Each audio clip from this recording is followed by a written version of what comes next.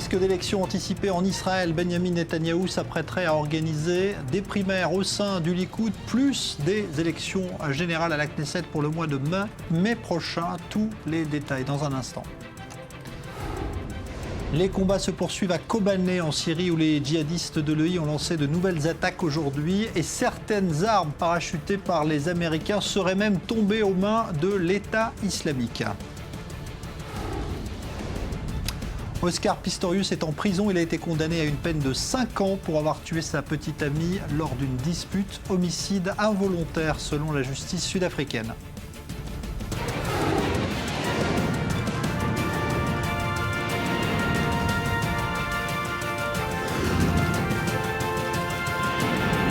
Le Grand Direct, avec Jean-Charles Banoun.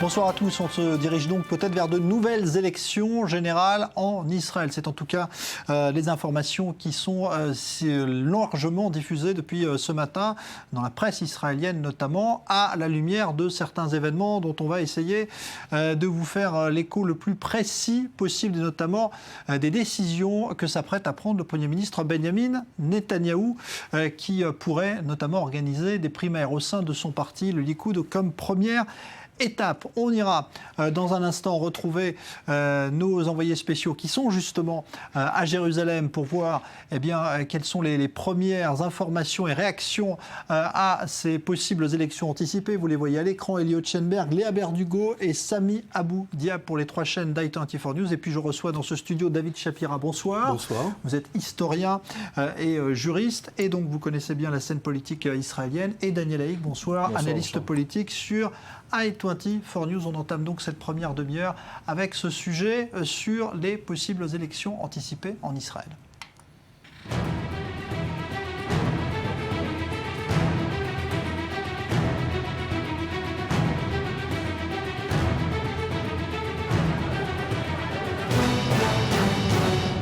אין לי תחושה שהכנסת מתפזרת וישראל יוצאת לבחירות. זה לא נכון מבחינה לאומית.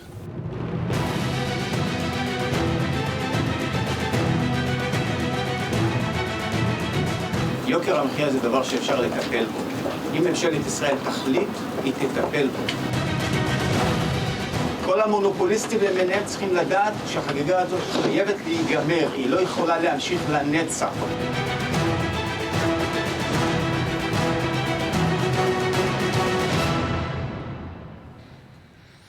Alors, cela fait quelque temps déjà que l'on dit que cette coalition gouvernementale est menacée d'éclatement en Israël, notamment à la lumière de certains désaccords apparus au grand jour en matière de politique étrangère, mais pas seulement, politique économique également. Résumé tout de suite de cette situation avec Maxime Pérez. Et si Benyamin Netanyahou cherchait délibérément à provoquer des élections anticipées? C'est aujourd'hui le leitmotiv de ses partenaires centristes de la coalition. Leur principal argument, l'opposition soudaine du Premier ministre à un projet de loi sensible sur la conversion au judaïsme. Il permettrait de contourner le grand rabbinat, la principale autorité religieuse du pays. Une volte-face motivée par des ambitions politiques enrage ses adversaires, au rang desquels figure Tzipi Livni, à l'origine de cette législation déjà passée en première lecture à la Knesset. L'actuel ministre de la Justice considère que Benyamin Netanyahou s'est lâchement plié au diktat des partis religieux et orthodoxes. D'autres plus visionnaires y voient le signal avant-coureur d'un pacte électoral en vue d'élections anticipées. 15 jours après la résolution de la crise sur le budget, la coalition est de nouveau menacée d'éclatement. Je n'ai pas le sentiment que le Parlement est sur le point d'être dissous ou qu'Israël se trouve à l'aube d'élections. Ce serait malvenu sur le plan national si l'on se fie au mouvement de contestation contre la vie chère, la crise du logement ou encore les conséquences de l'opération à Gaza. Ce sont des problèmes qui nécessitent d'être réglés tout de suite et pas dans 2 ans, quand théoriquement un nouveau gouvernement prendra place. Sur le papier, le timing a l'air propice, alors que la Knesset ne reprendra ses travaux qu'en début de semaine prochaine. Et puis au sein du Likoud, le grand parti de la droite israélienne, Benyamin Netanyahou souhaite avancer la date des primaires avant même l'adoption du budget 2015, prévu en décembre. Selon les médias israéliens, Netanyahou entend profiter du retrait politique de Gideon Sa'ar, l'ancien ministre de l'Intérieur, perçu comme son principal concurrent à la tête du Likoud. En cas de victoire dans son camp, le Premier ministre pourrait alors convoquer un scrutin anticipé dans les 6 mois et briguer ainsi un 3e mandat consécutif à la tête du pays. Sur sa route, Benyamin Netanyahou pourrait retrouver Moshe Kahlon. Son ancien ministre des Télécommunications vient d'officialiser son retour en grande pompe sur la scène politique.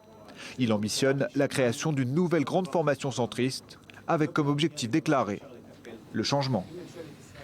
Alors, on va essayer de prendre évidemment tous ces sujets les uns après les autres. Mais tout d'abord, Daniel Haïk, est-ce que vous avez le sentiment que tout ce qui est en train de se passer là est le signe avant-coureur d'une fin de cette coalition et surtout d'élections anticipées? Pas obligatoirement. C'est le signe que Benyamin Netanyahou est en train de se préparer. Il faut comprendre que Benyamin Netanyahou se trouve dans une double situation difficile. D'abord, à l'intérieur même de son propre parti, au niveau du Likoud, où il se retrouve face à un Likoud qui lui est globalement opposé. On l'a vu en particulier pendant le conflit à Gaza. On a vu que le Likoud avait pris des positions à travers celui qui est aujourd'hui le président du comité directeur du Likoud, Dani Danon, des positions qui étaient plus fermes que celles du Premier ministre Benyamin Netanyahou. Et puis on a vu aussi qu'il y a une opposition à Benyamin Netanyahou, même latente, puisque c'est celle de Gideon Sa'ar, du ministre de l'Intérieur, de celui qui était ministre de l'Intérieur et qui a décidé de quitter la vie politique parce que finalement, eh bien, il était devenu quelque part un petit peu trop populaire pour Benyamin Netanyahou, et Benyamin Netanyahou et lui étaient en conflit. Donc il y a un premier problème de Benyamin Netanyahou à l'intérieur de son parti. Le second problème, c'est avec une coalition qui est très disparate, qui est très hétérogène, qui est composée de partis, de formations, on va dire de centre-gauche ou même de gauche, comme le parti Atnoua, et de formations de la droite nationaliste israélienne, comme le parti de Naftali Bennett, le Foyer Juif, ou alors même le parti de Avigdor Lieberman, Israël Beiteinu. Et cette coalition a aussi du mal à rester ensemble. C'est une coalition bien moins facile que celle qu'il gérait avant les élections de 2013. Toutefois, il faut comprendre qu'il y a une dynamique dans ce genre de situation. Un rappel historique, on est à 66 ans de l'existence de l'État d'Israël. Il y a eu depuis 66 ans 19 élections législatives, 19 Knesset. Ça veut dire qu'il y a une relative stabilité dans la classe politique israélienne. Des élections législatives une fois tous les 3 mois, 3 mois et demi, c'est relativement stable. Donc tous les 3 ans et demi, effectivement. 3 mois, ce serait beaucoup. Ce serait comme en Italie. Effectivement, une fois tous les 3 ans et demi. Donc c'est relativement stable. Et là, on n'en est qu'à 1 an et 8 mois après la formation de la précédente, de la 19e Knesset. Cela n'est pas assez. Pourquoi ? Parce qu'il faut comprendre qu'il y a certaines formations qui n'ont pas intérêt à ce qu'il y ait des élections anticipées. Un exemple, celle de Yair Lapid, le parti Yesh Atid. Il est taxé dans les sondages, parce que les sondages travaillent fort en ce genre. Dès que l'on parle d'effervescence politique interne, eh bien les sondages arrivent et on voit que, par exemple, le parti de Yair Lapid, Yesh Atid, est crédité d'environ 9 à 10 mandats. C'est quasi plus que la moitié moins que ce qu'il a aujourd'hui. Donc Yair Lapid ne veut absolument pas qu'il y ait des élections anticipées. Il y a des partis comme le parti Chasse qui est dans une situation extrêmement instable aujourd'hui, qui ne veut pas qu'il y ait des élections. Mais Benyamin Netanyahou est conscient qu'il y a une situation d'instabilité quasiment chronique et à l'intérieur du Likoud et à l'intérieur de la coalition. Et donc il essaye de commencer à avancer ses pions en perspective de possibles élections dans les 6 prochains mois. Alors David Shapira, votre sentiment sur la situation aujourd'hui? Vous pensez qu'on va vers des élections? Oui, il est fort probable qu'au printemps prochain, nous soyons appelés aux urnes. Mais ce qui se passe en ce moment, cette crise, en fait, reflète toute l'instabilité politique qui règne dans ce pays depuis 66 ans. Daniel a raison de rappeler qu'on a du mal à arriver aux 4 ans de mandat d'élections législatives. On a un système politique qu'il faut changer. Tout le monde est conscient, d'ailleurs. Il faut relever le seuil d'éligibilité. Il faut peut-être diviser Israël en cantons ou en départements comme on fait en France. En tous les cas, cette coalition est bancale, elle est contre nature. Benyamin Netanyahou n'arrive pas à gouverner comme il le voudrait. C'est très difficile, c'est même impossible. Il y a un mélange qui n'est pas naturel, si vous voulez. Et tout cela crée de l'instabilité et un manque de confiance aussi de la part des Israéliens qui, je le rappelle quand même, nous sortons d'une guerre assez difficile au mois de juillet ou d'août. Nous parlons maintenant du coût de la vie qui n'arrête pas d'augmenter et, vous l'avez dit, une coalition contre nature. C'est très important justement de comprendre qu'un petit problème, en fait, qui n'est pas tout à fait un petit problème, mais comme les relations difficiles entre le statut civil qui est géré par le les mouvements religieux ou les tribunaux rabbiniques et la demande justement d'essayer de faciliter la conversion de plus de 100 000 Donc ça, c'est la loi qui met le feu aux poudres. Absolument. C'est pas une loi anodine d'ailleurs. C'est une loi très importante. Je veux juste rappeler les chiffres qui concernent environ de 100 à 180 000 personnes originaires de l'ex-URSS qui n'ont pas, donc d'après la loi juive, le statut de juif, et qui voudraient se convertir. Et il s'agit de faciliter l'accès à la conversion au judaïsme. C'est un problème très épineux, très sensible, très douloureux pour les partis orthodoxes qui sont en dehors de la coalition, qui pour l'instant ont déclaré qu'ils avaient divorcé de Netanyahou parce qu'ils l'avaient trahi, mais qui rêvent, je suppose, qui fantasment de revenir au gouvernement. Donc vous voyez, toute cette instabilité, ça entraîne une défiance, un manque de confiance de la population israélienne envers l'établissement politique. Et c'est pas bon pour Israël, c'est très mauvais pour Israël. Il faudrait une stabilité, on a besoin d'une stabilité pour l'économie, pour la sécurité de l'État. Il nous faut une stabilité pour une politique à long terme aussi. Ça veut dire qu'on va revenir quoi? Vers deux coalitions finalement, ou deux blocs droite-gauche traditionnels, c'est-à-dire les religieux avec le Likoud qui vont d'abord affronter ces grands blocs, en dépit de la volonté de plusieurs hommes politiques au cours des 20-25 dernières années d'essayer de fragmenter ces deux blocs. Ces deux blocs existent, se conservent. Le Likoud d'un côté, le Parti travailliste, même s'il est affaibli, de l'autre côté. À chaque fois, à chaque élection législative, il y a une sorte de messie du centre ou du centre-gauche ou du centre-droite qui essaye de se mettre en avant depuis Yitzhak Mordechai dans les années 80 jusqu'à Yair Lapid lors de la dernière confrontation électorale. Et à chaque fois, ce sont des étoiles, et on peut parler d'étoiles filantes. Ce sont des étoiles qui passent et qui disparaissent après. On voit déjà dans les sondages, par exemple, il y avait le seul exemple, la seule exception quasiment, c'est le parti Kadima, qui a été forgé par Ariel Sharon à partir du Likoud, qui a réussi à s'imposer et à être un parti du pouvoir, mais qui lui aussi, sans idéologie solide, comme une idéologie ou de la gauche socialiste ou de la droite nationaliste, eh bien ne tient pas. Et donc ce sont des partis éphémères, comme probablement celui de Yair Lapid, qui se maintiendra, vivotera aussi peut-être lors de la prochaine consultation électorale, mais n'aura jamais le pouvoir qu'il a obtenu aujourd'hui. C'était une étoile filante dans la politique israélienne. Ça fait partie des étoiles filantes, et probablement que la prochaine étoile filante sera Moshe Kahlon, qui était un ministre très populaire à l'intérieur du Likoud, parce qu'il a fait baisser le prix des tarifs de télécommunications, de téléphonie, et donc effectivement, il est très populaire. Il joue un ticket totalement social, à savoir aussi si aujourd'hui jouer un tout ticket social quelques mois après la guerre, alors que l'on est dans une constellation extrêmement tendue au niveau régional avec la menace iranienne, la menace de Daesh, est-ce que c'est le bon moment pour jouer un ticket social? Ce n'est pas tout à fait sûr, mais en tout cas, Moshe Kahlon est aujourd'hui considéré comme on va dire l'étoile montante dans l'échiquier politique israélien, celui qui pourrait potentiellement briguer le remplacement de Binyamin Netanyahou. Mais le fond du problème, c'est qu'au lendemain des élections, on verra que Moshe Kahlon n'aura pas suffisamment de mandats pour espérer former une coalition gouvernementale. Et ça, c'est un point très important. Lorsque je dis que Binyamin Netanyahou essaye d'avancer ses pions. Et il essaye d'avancer ses pions. Je vais vous donner un exemple. On a parlé de la loi sur la conversion. Il essaye, par exemple, au cours des dernières semaines, d'avancer ses pions avec les orthodoxes. Effectivement, il y a un divorce qu'il y a eu à la suite de la loi sur l'enrôlement des élèves des yeshivot entre Netanyahou et les orthodoxes. Binyamin Netanyahou essaye de se réconcilier. Pourquoi? Dans l'espoir qu'au lendemain d'élections législatives, eh bien, les partis orthodoxes le recommanderont auprès du président de l'État, Reuven Rivlin, pour former la prochaine coalition gouvernementale. C'est comme cela que cela se passe.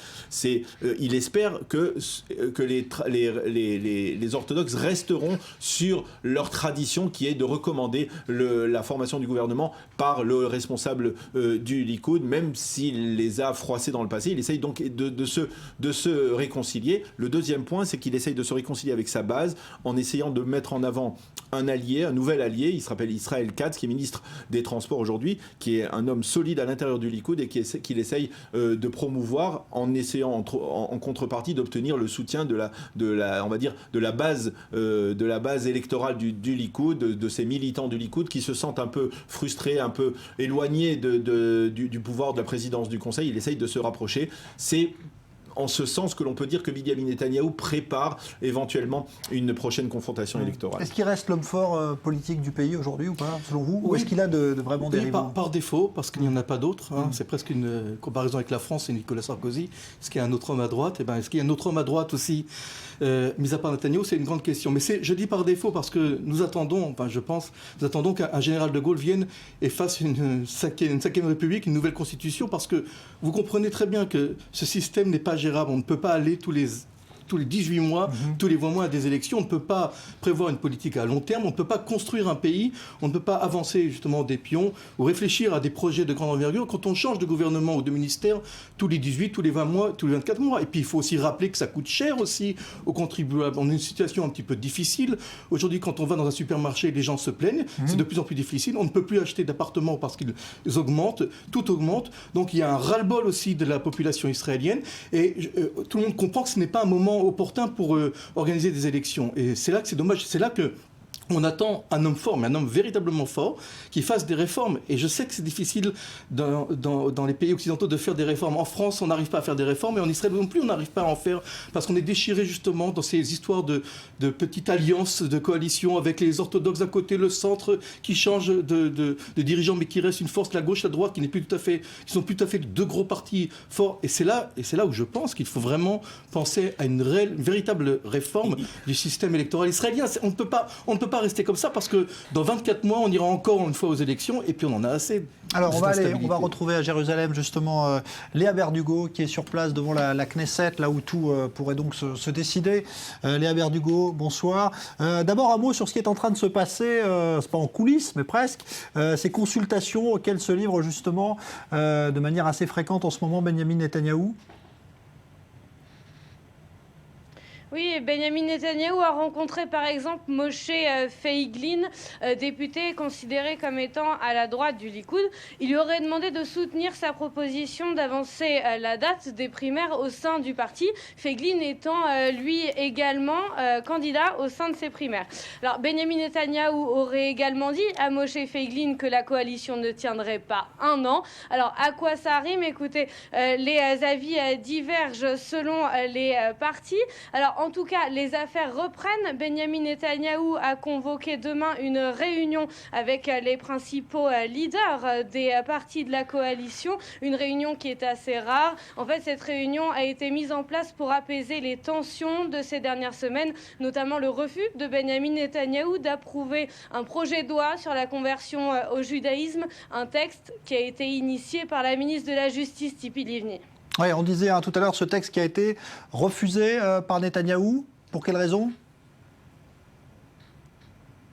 Alors là encore, les avis divergent au sein du parti de Tzipi Livni. Eh bien, les avis sont clairs, c'est une tactique politique, c'est une façon de la part de Benyamin Netanyahou de ne pas froisser les partis religieux et les partis considérés comme étant à la droite de la coalition. Parce que selon certains experts politiques, Benyamin Netanyahou aurait beaucoup plus d'intérêt à se mettre à dos le parti de Tzipi Livni que les partis religieux et les partis étant considérés comme étant plus à droite. Pourquoi ? Eh bien, tout simplement parce qu'ils ont plus de sièges à la Knesset. Alors, selon les adversaires politiques de Benyamin Netanyahou, le calcul est simple. Il s'agit uniquement d'une tactique politique. Il essaierait de se positionner en vue de briguer un 3e mandat consécutif. Alors, qu'est-ce qu'on dit du côté du Premier ministre ? Eh bien, Benyamin Netanyahou est clair, ce ne sont que des rumeurs. D'ailleurs, le Premier ministre fêtait aujourd'hui son anniversaire et il a dit qu'il n'était pas temps pour l'État d'Israël de convoquer de nouvelles élections. En tout cas, je vous le disais, les affaires reprennent au niveau de la coalition, mais également au niveau du gouvernement. Demain, après plus de 2 semaines d'absence, le Premier ministre a convoqué une nouvelle réunion du cabinet ministériel. Merci Léa Berdugo en direct donc de la Knesset à Jérusalem. C'est vrai que c'est un petit peu curieux quand même. On imagine mal dans d'autres démocraties occidentales, comme on intègre habituellement Israël à l'intérieur de ce groupe-là, des gouvernements qui s'arrêtent de fonctionner comme cela quasiment sans explication pendant plusieurs semaines. C'est une sorte de coutume instaurée pendant le conflit, pendant la guerre à Gaza, puisque pendant la guerre à Gaza, c'est surtout le cabinet restreint pour la sécurité nationale qui s'est réuni. Mais là, il y avait une explication. Et là, il y avait une explication. Mais finalement, Binyamin Netanyahou, et c'est certainement le reflet de cette situation problématique dans laquelle il se retrouve à l'intérieur du Likoud et au sein de cette coalition gouvernementale, ne veut pas réunir son gouvernement pour ne pas être la cible de l'opposition, des critiques acerbes venant de gauche, de droite et même de son propre parti. Ouais. Ça vous semble quand même assez inique comme situation, non? Oui, mais je crois qu'il va gouvernement. Demain, il va réunir les chefs de la coalition, il va leur dire, écoutez, vous voulez faire passer cette loi sur la conversion, il n'y aura plus de coalition gouvernementale, nous allons tous aux élections, vous allez perdre. Chaque parti d'ailleurs va perdre beaucoup de députés, il y a beaucoup d'enjeux. Ou alors on calme le jeu, on attend avec cette loi, on la gèle, on la met de côté, on attend, on laisse passer un peu de temps et on continue à gouverner le temps que nous laissera justement, le temps que nous laissera les orthodoxes tranquilles. C'est ça qu'il va leur dire, il va leur dire, voilà, vous voulez tout faire exploser, on y va, je suis prêt, moi je suis prêt. Vous voulez calmer le jeu, on reste sur nos sièges, on garde nos sièges ministériels, on reste au gouvernement et on continue ensemble. Voilà ce qu'il va leur dire demain. Et d'ailleurs, il leur dira aussi probablement, est-ce que vous voulez absolument faire le jeu de Moshe Carlon et donner des voix de vos propres partis à Moshe Carlon, parce que Moshe Carlon est un homme aujourd'hui donc du centre, c'est un socialiste au niveau social et c'est un nationaliste de droite, c'est un homme qui peut faire partie d'une prochaine coalition et de gauche et de droite, et donc Benyamin Netanyahu peut dire, est-ce que vous souhaitez vraiment qu'il y ait un risque que l'actuelle coalition ne puisse pas se poursuivre après les élections, et donc Benyamin Netanyahu peut essayer d'effrayer un peu ses partenaires de la coalition. Je vous ai dit, du côté de Yair Lapid, ce message sera très rapidement entendu, un peu moins de la part de Naftali Bennett, qui est le leader du parti du foyer juif, du parti national religieux, parce que ce parti national religieux a le vent en poupe, en particulier après le conflit. Il y a d'ailleurs un rapprochement assez étonnant entre Benyamin Netanyahu et Naftali Bennett, qui étaient des ennemis jurés depuis 2 ou 3 ans. Il y a un rapprochement à ce niveau-là. Naftali Bennett aurait tout intérêt à ce qu'il y ait des élections, parce que son parti est crédité dans les sondages de 16 à 18 mandats. Cela ferait de lui ce qu'il espère être, disons, un potentiel Premier ministre.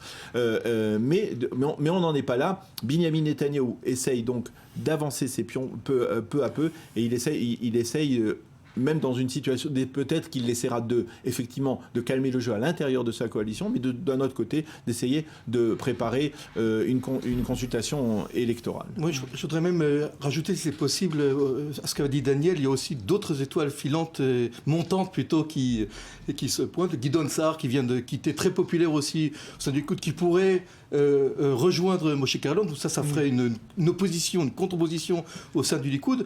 Et chez les travaillistes Daniel aussi. A raison, les grands partis et les petits partis, que ce soit le Likoud, Atnoa de Tzipi Livni, Yesh Atid de Yair Lapid, ont beaucoup à perdre s'il y a des élections. Donc, ils vont essayer un petit peu de se raisonner, de retrouver un petit peu la raison, d'être un peu rationnel et de se dire le jeu n'en vaut pas la chandelle. Et c'est bien dommage d'ailleurs, parce que, encore une fois, on parle d'un enjeu qui est extrêmement important, qui dure depuis des années et qui est insupportable, c'est la conversion. Tout ça, il y a un jeu politique qui concerne encore une fois près de 200 000 personnes qui ne sont pas juives et qui devraient l'être, au moins devraient faciliter leur conversion. Et c'est un peu embêtant d'ailleurs pour le caractère juif de l'État d'Israël.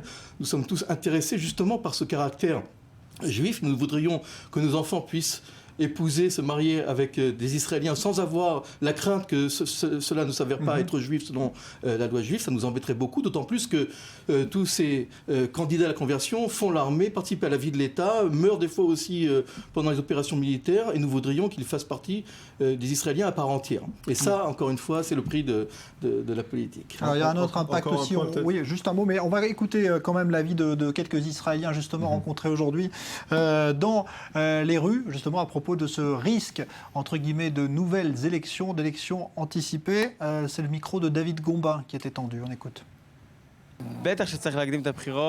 À mon avis, il faut avancer les élections. Ce Premier ministre se prend pour le Premier ministre des États-Unis, pas d'Israël.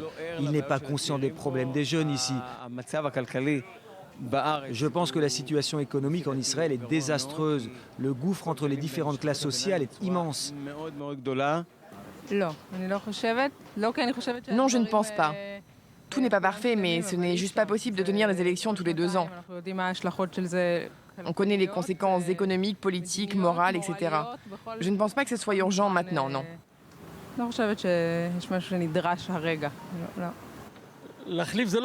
Ça n'est pas simple de changer de Premier ministre. Les élections coûtent cher. C'est compliqué de remplacer un gouvernement. Ça coûte très cher. Oui, à mon humble avis, il faut tenir des élections anticipées et créer le changement. J'espère que le changement sera radical et que les principaux partis ne seront pas les seuls à en profiter. Il faut aussi des jeunes pour améliorer les choses.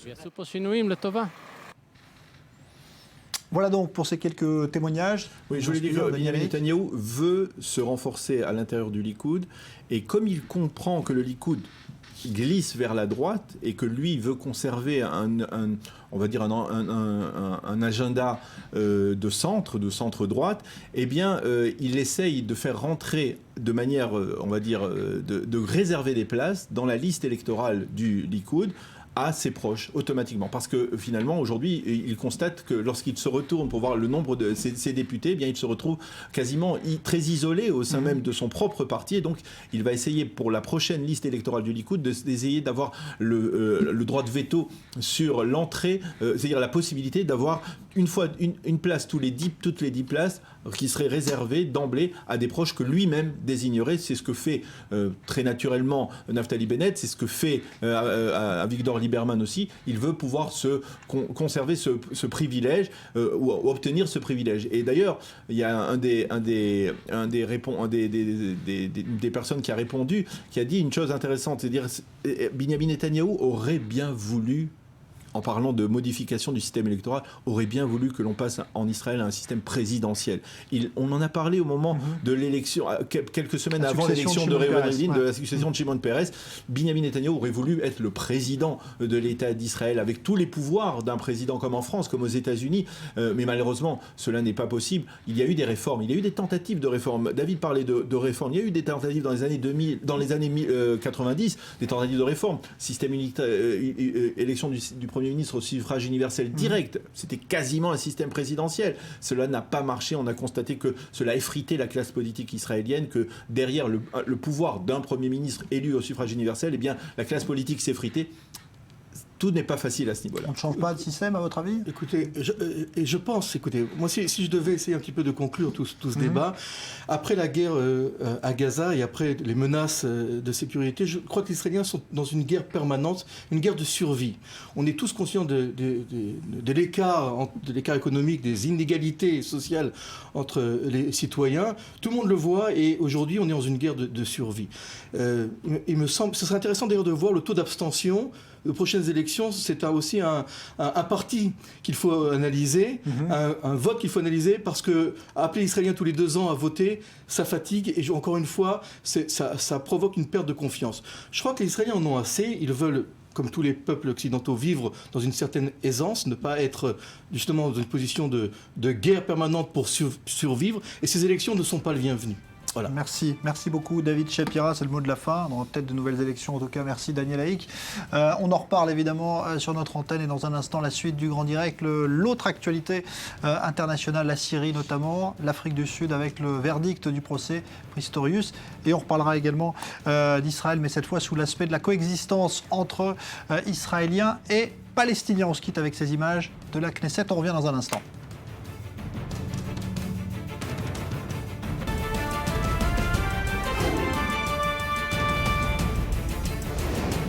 Risque d'élection anticipée en Israël. Benjamin Netanyahou s'apprêterait à organiser des primaires au sein du Likoud, son parti, puis des élections à la Knesset pour le mois de mai prochain. Une nouvelle coalition pourrait voir le jour. Les combats continuent à Kobané en Syrie, où les djihadistes de l'EI ont lancé de nouvelles attaques. Pendant ce temps, une visite importante du Premier ministre irakien en Iran. Les deux pays veulent s'allier et s'entendre pour lutter contre l'État islamique. Oscar Pistorius est en prison. Il a été condamné à une peine de 5 ans pour avoir tué sa petite amie lors d'une dispute. Homicide involontaire selon la justice sud-africaine.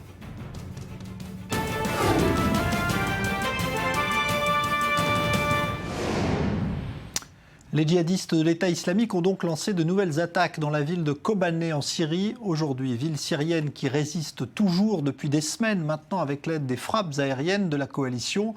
Et sur le plan diplomatique, visite importante aujourd'hui du Premier ministre irakien en Iran. Léa Volbert.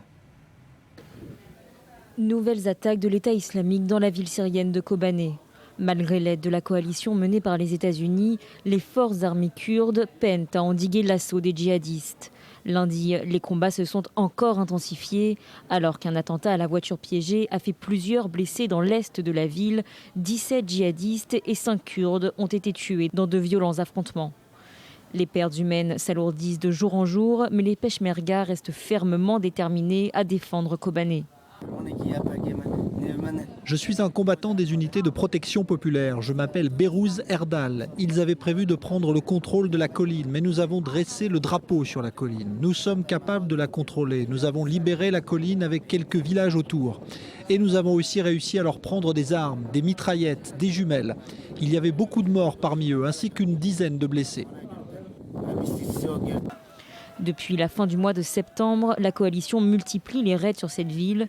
Plus de 140 frappes ont été enregistrées. Lundi, pour la première fois, 3 avions américains ont largué des armes, des munitions et du matériel médical. Un soutien capital pour les combattants kurdes.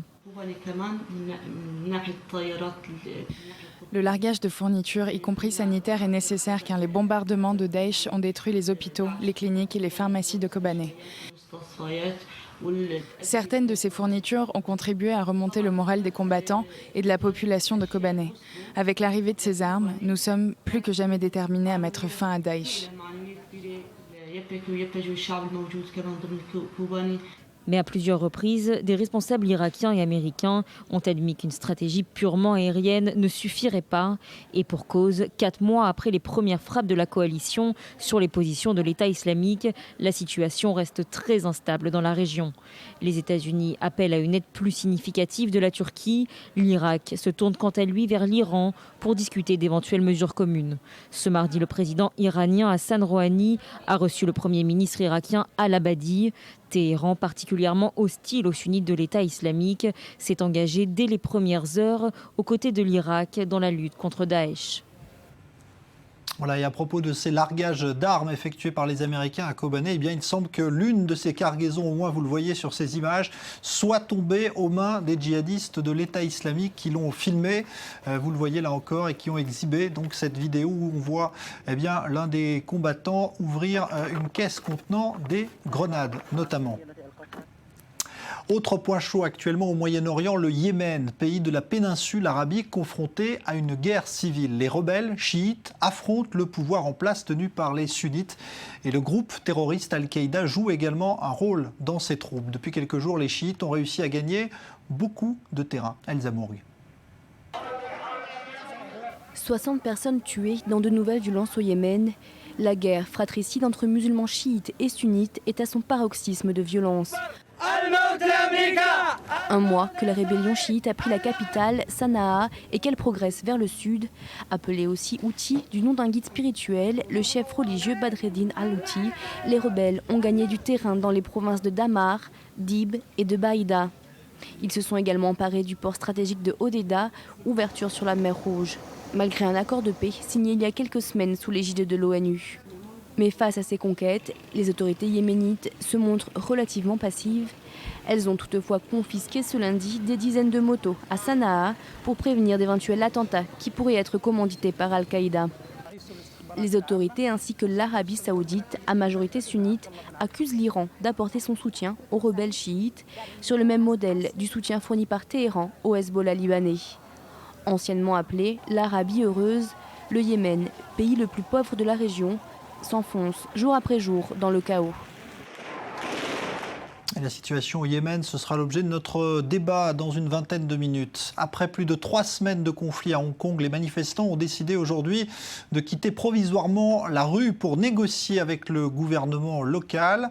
Première discussion qui a duré un peu plus de 2 heures, mais qui ne semble pas avoir donné de résultats concrets pour l'instant.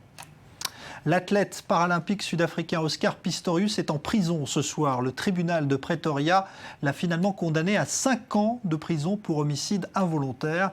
Pistorius était jugé depuis plusieurs mois pour avoir tiré sur sa petite amie en affirmant l'avoir confondu avec un cambrioleur, ce que l'accusation rejetait. évoquant un assassinat délibéré. Julia Ganancia. C'était la dernière audience pour Oscar Pistorius. Plusieurs membres des familles respectives de l'ancien champion et de la victime étaient présents ce mardi matin. Après 8 mois de procès, le verdict est enfin tombé.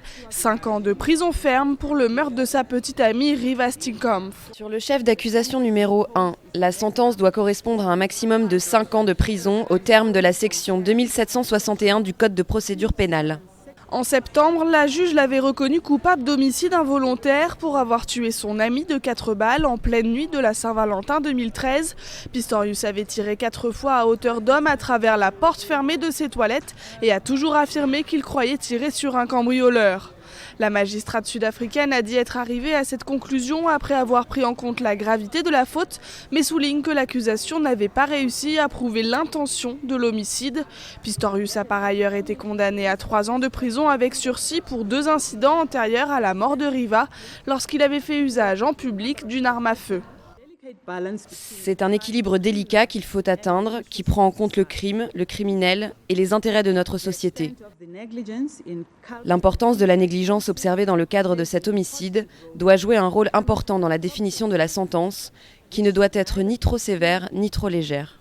À l'énoncé du verdict, le jeune homme de 27 ans est resté prostré, tête basse, comme s'il s'attendait à la punition. Il a été conduit dans une cellule du palais de justice avant son transfert à la prison de Gxoximampouri à Pretoria. Le jugement sonne probablement la fin de la carrière sportive d'Oscar Pistorius. Pas de Jeux Olympiques 2016 pour lui. Il est privé de compétition internationale pendant 5 ans. À la sortie des Steenkamp, les journalistes ont vu pour la première fois depuis longtemps un sourire sur le visage de June Steenkamp, la mère de Riva, qui a assisté à l'intégralité du procès. Défense comme accusation peuvent désormais faire appel de la décision. Des lunettes gratuites pour des enfants issus de milieux défavorisés. Cette distribution se passe en Israël et elle concerne des enfants issus de villages arabes, ce qui donne évidemment un tout autre sens à cette action menée par une fondation de Jérusalem. Reportage Léa Berdugo. À quelques kilomètres de Jérusalem, le village d'Abou Ghosh. Cette petite bourgade arabe de 6500 habitants revêt un statut particulier. Depuis la guerre de 1948, Abou Ghosh est considéré comme non hostile au gouvernement israélien. Son histoire en fait un exemple de coexistence. Symbole de cette coexistence, une coopération avec plusieurs associations israéliennes tenues par des juifs. Olivier, Shmuel et Oumar font partie d'une fondation destinée à équiper les enfants nécessiteux de paires de lunettes. Et à Abou Ghosh, l'enjeu est important. Dans cette école, sur plusieurs dizaines d'élèves, seulement quelques-uns sont traités pour des problèmes de vue. La cause, des moyens financiers insuffisants. La fondation réalise donc des diagnostics gratuits pour les enfants.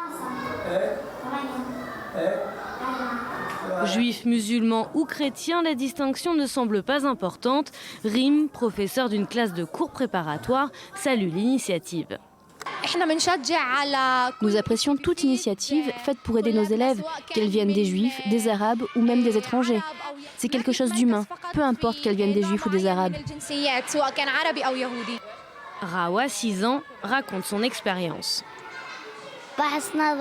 Ils ont testé mes yeux pour vérifier si j'avais besoin de lunettes, pour m'aider à lire et à écrire si jamais j'ai des problèmes. Si Rawa est diagnostiquée avec des troubles de la vision, elle devra se rendre au siège de la Fondation à Jérusalem. Son dossier sera alors étudié. Si ses parents ont des revenus qui n'excèdent pas 400 €, elle pourra bénéficier de lunettes gratuites. Pour le président de la société d'optique, il ne s'agit pas uniquement d'altruisme, mais d'une œuvre pour la paix. La paix se construit avec les générations futures. Les générations futures sont les enfants. Et il faut déjà qu'ils puissent se voir l'un et l'autre. Et à partir du moment où on se voit, on peut dire qu'aujourd'hui, on a distribué en 7 ans plus de 100 000 lunettes à Jérusalem, sur une population de 800 000 habitants. Donc la fondation est connue ici. Et aujourd'hui, on peut dire que voilà, on apporte à notre petit niveau, d'accord, une participation à ce rapprochement des peuples. Depuis 2007, chaque année, plus de 10 000 enfants sont bénéficiaires de cette aide et l'opération est vouée à s'étendre. C'est actuellement la saison de la cueillette des olives en Cisjordanie et des incidents ont été signalés dans des zones qu'Israéliens et Palestiniens se disputent. Mais parfois, cette cueillette peut aussi se passer dans la coexistence pacifique, témoin ce qui se passe dans la région de Modine, de l'autre côté de la barrière de sécurité. Reportage Leslie Rezoug avec Nassib Safadi. Aujourd'hui, la journée du rabbin Greinman a commencé tôt. Dès 7 h, il a fixé rendez-vous à un petit groupe de volontaires près de Modi'in, à 2 pas de la ligne de séparation entre Israël et la Cisjordanie. De l'autre côté du mur, ils attendent 5 familles d'agriculteurs palestiniens. Originaires de Bilin, un village près de Ramallah, elles se rendent dans les champs tout proches pour la récolte des olives. Tracteurs, râteaux et serpes, Abou Youssef, sa femme Nida et les bénévoles tâchent de cueillir le plus d'olives possible, car elles représentent un véritable gagne-pain pour la famille tout entière. Si les champs leur appartiennent, ils sont situés du côté israélien du mur. Et selon la plus haute cour de justice du pays, c'est le manque de forces de sécurité disponibles pour la surveillance qui rend le site si difficilement accessible. Car les agriculteurs n'ont pas beaucoup de temps pour la cueillette. Chaque année, l'armée nous laisse très peu de temps pour cueillir nos olives. Parfois on a une semaine, parfois seulement une journée. Aujourd'hui on a pu commencer à 9 h et on devrait finir vers 13 h. Ce n'est pas assez, on ne peut pas cueillir en si peu de temps. Un rendez-vous annuel qui demande donc de l'organisation, car les Palestiniens de Bilin sont tributaires des droits de passage de l'autre côté du mur, délivrés au compte-gouttes par l'armée. Un véritable problème sur le plan légal pour le rabbin Greinman, mais pas seulement. Ce terrain est un terrain privé et c'est un problème légal, mais c'est surtout aussi un problème moral. C'est très déprimant et nous sommes ici pour apporter notre soutien aux agriculteurs pour qu'ils puissent accéder à leurs terres. Depuis plusieurs années, il fait partie de l'association Les Rabbins pour les droits de l'homme qui œuvre en faveur des Palestiniens et il n'est pas le seul à s'alarmer. Pour Hélène, volontaire depuis des années, ces voyages réguliers sont essentiels car les champs d'olives pourraient bientôt disparaître à mesure que les constructions d'immeubles alentours augmentent.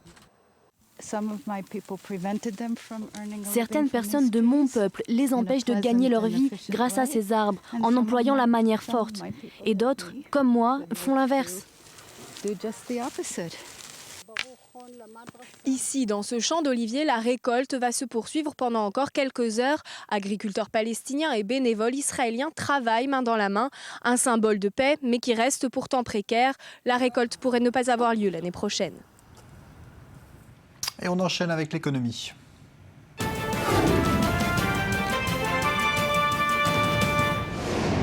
L'industrie française sous le choc ce soir après la mort accidentelle du patron de la plus grande entreprise française. Le PDG de Total, Christophe de Margerie, 63 ans, est mort avec les 3 membres de l'équipage de l'avion d'affaires qui le transportait à Moscou ce matin. Un accident qui révèle de graves dysfonctionnements sur l'aéroport russe où une enquête est en cours. Anthony Lesme. Peu avant minuit, un avion privé décolle de Russie et percute, selon la porte-parole de l'aéroport de Moscou, une déneigeuse. 4 morts, l'équipage et le seul passager, Christophe de Margerie. Les premières investigations se concentrent sur une erreur de contrôle de la circulation et sur les actions du conducteur de chasse-neige. Ne sont pas écartées les hypothèses concernant les conditions météorologiques défavorables et des erreurs de pilotage seront également prises en considération. Pour le moment, il a déjà été établi que le conducteur du chasse-neige était sous intoxication alcoolique. Total perd son président-directeur général âgé de 63 ans. Surnommé Big Moustache, arrivé dans l'entreprise en 1974, ce diplômé de Subdeco gravit tous les échelons jusqu'à la présidence en 2010. Le président français a salué le talent de Christophe de Margerie pour avoir hissé Total au rang des toutes premières entreprises mondiales. 4e compagnie pétrolière internationale, elle affichait en 2013 un bénéfice de 8,4 milliards d'euros. Des gains toutefois en recul de 20% par rapport à l'année précédente et qui symbolisent les nouvelles difficultés de la compagnie pétrolière. L'hommage le plus retentissant est venu du Premier ministre Manuel Valls. Il déplore la perte d'un ami et fait part de sa profonde tristesse. Aujourd'hui, les dizaines de milliers d'employés de Total sont orphelins de leur président qui incarnait l'esprit et le goût d'entreprendre. Il avait aussi ce panache, cette volonté d'aller de l'avant, un humour si français et une finesse d'esprit qui en faisait un homme unanimement apprécié. Mais le bilan de Margerie reste contrasté. À son arrivée, il met en place une politique plus audacieuse dans l'exploration. 3 ans plus tard, les investissements sont décevants et le 22 septembre dernier, le PDG annonçait des coupes. Baisse des investissements de 2 milliards d'euros à l'horizon 2017, ainsi qu'une baisse des coûts d'exploitation et de production. D'ici 3 ans, Total ne devrait produire que 2,8 millions de barils par jour contre 3 auparavant. Et avec un prix frôlant les $80 chacun, la conjoncture non plus ne facilitera pas l'arrivée du successeur de Christophe de Margerie. Alors beaucoup de réactions et dans le monde, notamment aujourd'hui suite à cette disparition brutale, le président Poutine affirme que la Russie a perdu un ami. Bonsoir Lionel Friedfeld. C'est vrai que c'est un parcours assez étonnant que celui de ce patron Christophe Demargerie. Effectivement, assez atypique. Il est rentré en 1974 chez Total. Il a gravi les échelons un après les autres. Et en fait, il a été nommé en 2010 directeur, enfin PDG de Total. Et à partir de là, il a véritablement remodelé Total. Premièrement, il a fait une redistribution des coûts, il a réduit les coûts énormément chez Total. Deuxièmement, il a su développer, on va dire, les investissements dans l'extraction, notamment dans des pays ou des zones exotiques où il y avait des meilleurs rendements. Et troisièmement, il a aussi investi dans des énergies, notamment green tech. Et ils ont ainsi Total a racheté pour 1,6 milliard de dollars une société américaine qui produisait des panneaux solaires. Voilà, donc révolution, on va dire, qu'il a orchestrée chez Total ? Alors effectivement, surtout que c'est un patron international, pas franco-français. Et c'est pour ça qu'aujourd'hui, la classe internationale des dirigeants, soit des sociétés internationales, notamment dans le pétrole, et en fait, salue et un petit peu en fait, ce tragique accident. Est-ce que cela va avoir des conséquences à la fois sur l'entreprise maintenant, qui est un géant du pétrole, mais aussi sur le marché pétrolier, qui est très fragile actuellement ? Alors effectivement, c'est un géant du pétrole. C'est la deuxième valorisation boursière à Paris, avec 150 milliards de dollars de valorisation. Elle fait partie du club fermé des 5 plus grandes sociétés pétrolières au monde. Aujourd'hui, on sait que le marché pétrolier est chahuté. Les prix ont baissé de 25% depuis le mois de juin. C'est-à-dire que la production va sans doute baisser. Et certains nombres de pays, comme l'Arabie Saoudite, comme le Koweït, comme les pays de l'OPEP, se posent des questions. Notamment le Venezuela essaye à tout prix de faire remonter le cours du baril. Mais aujourd'hui, l'Arabie Saoudite essaye de faire marcher l'offre et la demande. Pas de successeur encore pour Total ? Alors, ça sera sans doute un des deux directeurs généraux en fait, de Total. Un qui est plus axé marketing et services et l'autre plutôt pétrochimie. Merci Lionel Friedfeld, analyste financier.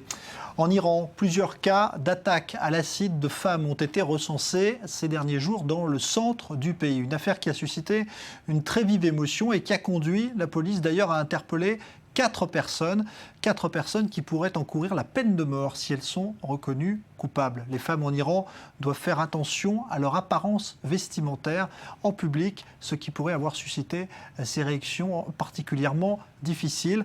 Je vous préviens, dans le sujet qui arrive, il y a des images à la limite du soutenable. Shahar Peled avec Elsa Mourg. Elles ont peut-être repoussé les avances d'un homme ou n'étaient pas assez pudiquement vêtues. Au moins 4 femmes iraniennes ont été défigurées la semaine dernière. 4 vies brisées par des hommes en moto qui leur ont lancé de l'acide en plein visage. Une série d'attaques qui a eu lieu dans la ville historique d'Ispahan. Ce lundi, la police a arrêté plusieurs hommes suspectés d'être liés aux incidents, mais s'est refusé à tout commentaire quant à un éventuel motif. Entre-temps, les Iraniens s'activent sur les médias sociaux et appellent à protester.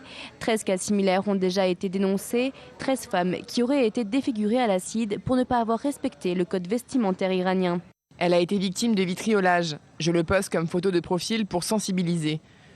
Je veux que mes amis qui travaillent avec l'Iran et qui soutiennent l'Iran voient ça, qu'ils aient honte de ne pas évoquer ce problème quand ils traitent avec les autorités. Ces violentes attaques contre les femmes sont de plus en plus fréquentes en Iran. De tels incidents ont été rapportés ces dernières années au Pakistan, en Afghanistan et en Inde. Les auteurs de ces actes disent le plus souvent vouloir punir ces femmes pour avoir déshonoré leur famille par leur comportement indécent. C'est d'une voix tremblante que Reshma Qureshi, une jeune indienne de 18 ans, se rappelle du jour où elle perdit son visage après que son beau-frère l'ait aspergé d'acide. Je veux être quelqu'un de meilleur. Je veux dire à mes agresseurs qu'ils ne pourront plus faire à d'autres filles ce qu'ils m'ont fait à moi. Ils m'ont fait quelque chose d'atroce. La loi iranienne sévit contre ce genre d'attaque passible de la peine de mort. En 2011, une victime d'attaque à l'acide, autrement appelée vitriolage, Amene Brahami, accordait le pardon à son agresseur et renonça à le punir. Sous couvert de la loi islamique, elle était autorisée à l'aveugler selon le principe de la loi du talion. Mais ces actes ont tout de même réussi à semer la panique dans la région d'Ispahan, première destination touristique d'Iran. Les femmes évitent de sortir, se dérobent au regard des autres, leur visage caché sous un voile de peur. L'actualité sportive, c'est tout de suite.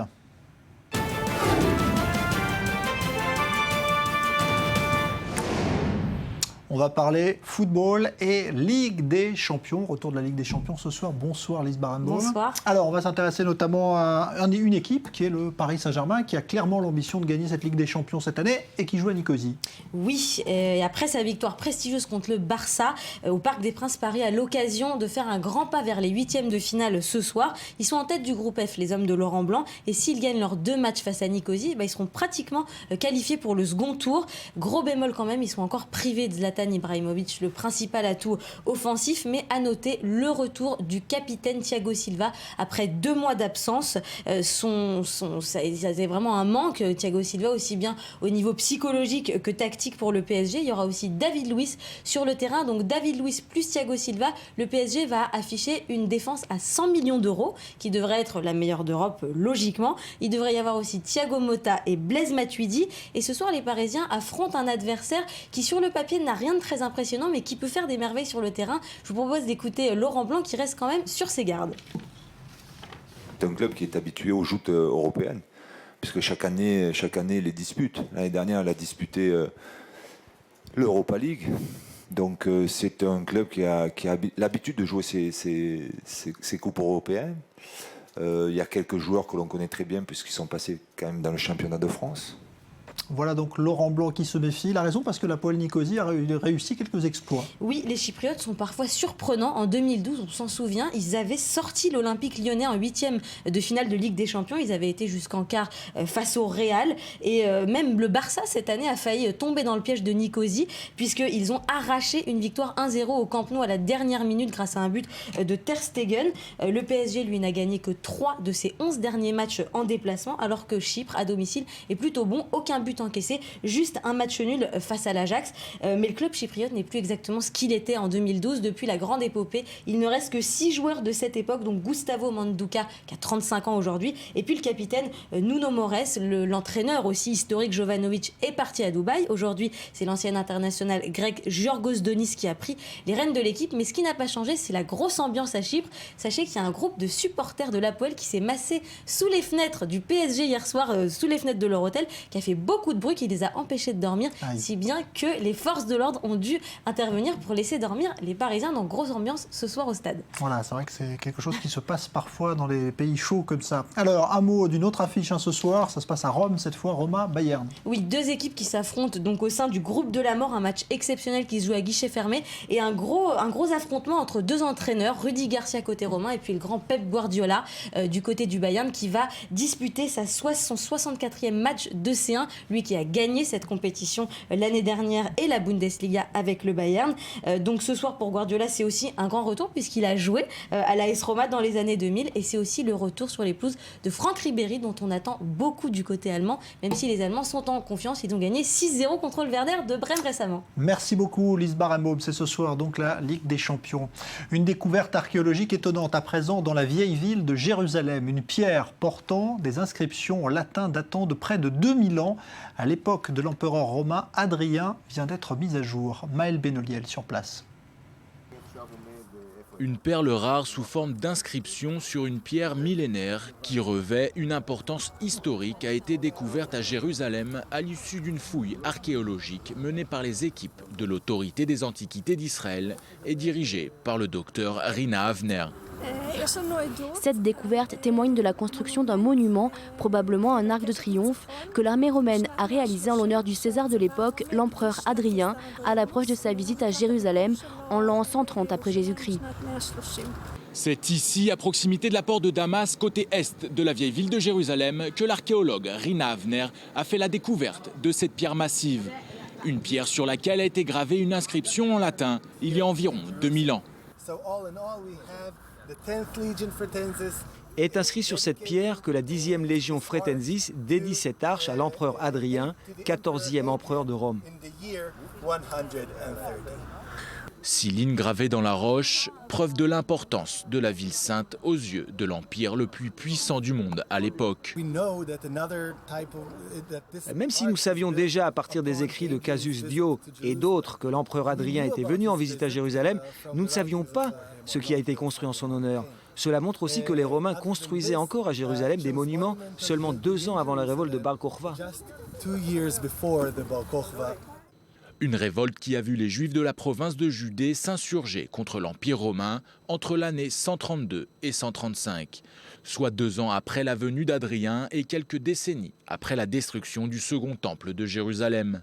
Une insurrection réprimée avec force par l'empereur en personne et qui constitue la dernière des guerres judéo-romaines. Une période marquante dans l'histoire d'Israël et du peuple juif. Et la découverte de cette arche représente une nouvelle pièce maîtresse dans le puzzle qu'essaient de résoudre depuis des siècles les archéologues sur la vie juive après la destruction du temple.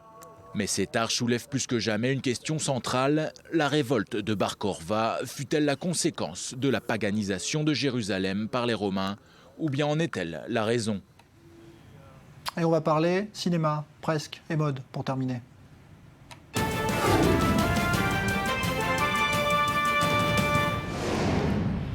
Car c'est surtout l'hommage du cinéma à un grand de la mode disparu la nuit dernière, le couturier américain Oscar de la Renta. Bonsoir Laetitia Loreni. Bonsoir Jean-Charles. Alors il avait 82 ans et c'est un couturier célèbre effectivement parce qu'il était un peu le couturier d'Hollywood. Alors c'était le couturier d'Hollywood bien évidemment. Avant ça il était connu tout d'abord pour habiller bien les premières dames américaines. C'était un couturier assez particulier, très et unique, complètement incontesté puisque en fait c'est le couturier préféré, donc comme je l'ai dit, des premières dames, puisque c'est celui qui arrivait à habiller la femme de la manière la plus voluptueuse possible. Il avait appris, c'était un couturier d'origine dominicaine, qui a appris à coudre en Espagne, tout d'abord dans la maison Balenciaga, puis ensuite dans la maison Lanvin en France. Donc il a pris ses inspirations, on va dire, chez les meilleurs. Puis c'est aux États-Unis, donc il a qu'il a monté bien son nom. Et puis pourquoi on parle d'Hollywood aujourd'hui? Puisqu'il n'y a pas une star hollywoodienne qui n'a pas été habillée par Oscar de la Renta. Quand on voit les grandes manifestations, genre Oscar, tout ça, c'est souvent lui qui habillait les stars? Alors c'est souvent lui qui habillait les stars. Il faut savoir que c'est extrêmement important ce qu'on porte sur un tapis rouge quand on va à ce genre de cérémonie, les Oscars, les Golden Globes. Plus important que n'importe où dans le monde. Si on fait un faux pas, ça peut coûter sa carrière à une actrice. En l'occurrence, Oscar de la Renta, c'était un peu le choix sans risque, puisque chaque robe qu'il a fait, c'était des merveilles de couture. Il a habillé les plus grandes, les anciennes générations jusqu'aux nouvelles générations, Cameron Diaz, Anne Hathaway, Nicole Kidman, Jennifer Lawrence plus récemment. C'était vraiment le couturier phare des tapis rouges hollywoodiens. Merci beaucoup Laetitia Loreni, hommage donc à Oscar de la Renta. Il avait 82 ans. On va se retrouver dans un instant pour la suite du Grand Direct avec un débat consacré à la situation au Yémen. Tout le Moyen-Orient aujourd'hui se focalise sur la Syrie, mais il y a le Yémen où sunnites et chiites se déchirent. On va voir si d'autres pays sont également derrière cet affrontement. Restez avec nous.